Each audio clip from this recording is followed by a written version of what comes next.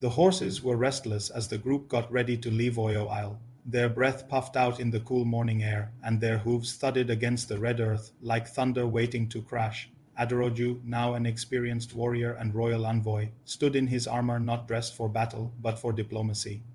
His mission was straightforward: bring back Afonja, the estranged Kakanfo, and stop the brewing rebellion from escalating into all-out war. Kabiesi had given him a royal token, the gourd, intricately carved with sacred symbols and painted with camwood.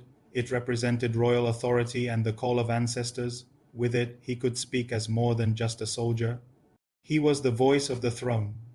Before he set off, Aderoju made a stop at his mother's shrine. The clay figurines had cracked with time, but his faith remained strong. Kneeling, he whispered his prayers. Oran, Ju, J, Teata, Miller, Armije. May my words bring seeds of peace. Next to him stood a Sake, his beloved. Though worry edged her eyes, her voice was steady. Don't be afraid, Aderoju. You'll do well. Just show your strength. Your words will strike the proud, and your might will shine. He squeezed her hand tightly. I'll come back, or the winds will carry my bones. Gently, she touched his face and murmured, Poibi, Poapa, rear. O, Naini, Ah. Knew if a man dies with a good name, the world won't forget him. The journey to Ilorin was long and fraught with danger. Their small caravan traversed thick forests, abandoned villages, and roads marred by war. They saw signs of decay, empty markets, desecrated shrines, and fear etched on the faces of children. Oyo's spirit was slowly draining away. One evening, while camping under a palm grove near Ofa, Aderoju encountered an old woman selling kola nuts and cowries. Her back was hunched like a bow, but her gaze was sharp. Are you heading to Ilorin? She asked without looking up. Yes, I'm carrying the king's message, she scoffed. Ruru, ba, u, poibi. The king's burden isn't as heavy as death, but beware. Ilorin has changed, so has Afonja. He bought a handful of kola nuts and gave her some extra cowries. She nodded, chewing. B.L. Ogun the Eye doesn't come back unscathed after war. As they approached Ilorin, tension hung in the air at the gates. The guards weren't the Oyo warriors he expected. They wore flowing robes and bore unfamiliar emblems, Alimi's Fulani crest. Their eyes scrutinized Aderoju with suspicion.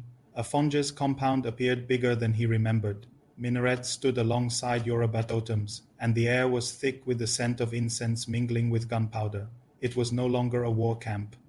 It had transformed into a kingdom in waiting.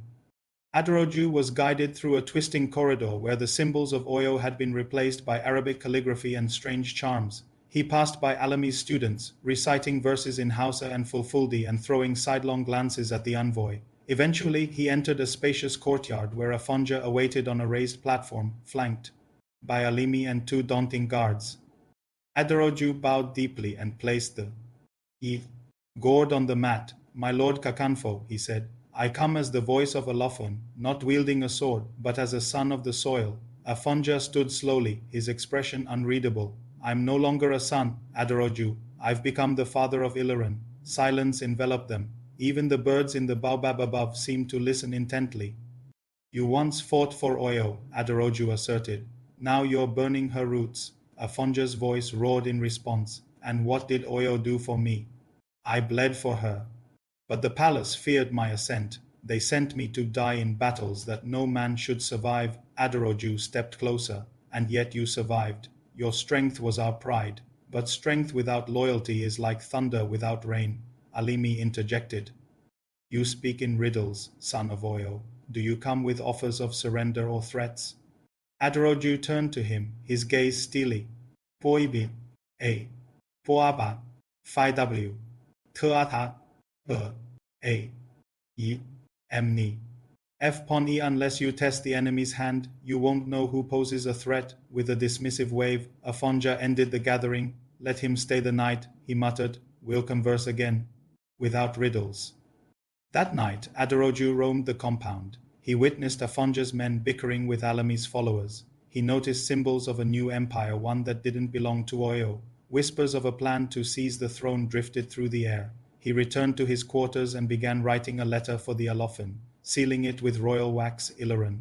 wasn't lost yet, but it was close.